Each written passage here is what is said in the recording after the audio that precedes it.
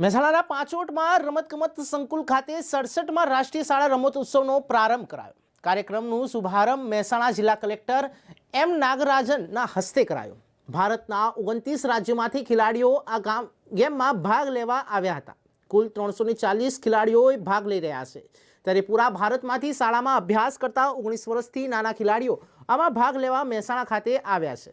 આ કાર્યક્રમમાં Mehsana MLA બેચરાજીના MLA કડી, MLA Kheralu MLA તથા મહેસાણા જિલ્લાના પંચાયત પ્રમુખ, નગરપાલિકા પ્રમુખ તથા ભારતીય જનતા પાર્ટીના કાર્યકર્તાઓ અને હોદ્દેદારો મોટી સંખ્યામાં ઉપસ્થિત રહ્યા।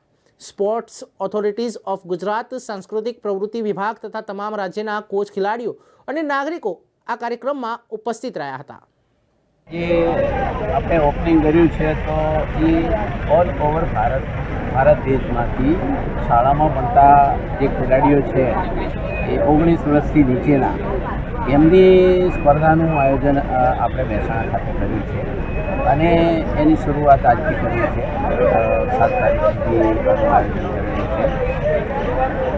કયા કયા રાજ્યોથી લોકો અહીંયા ઉપસ્થિત રહ્યા છે, કયા કયા ખેલાડીઓ આવ્યા છે?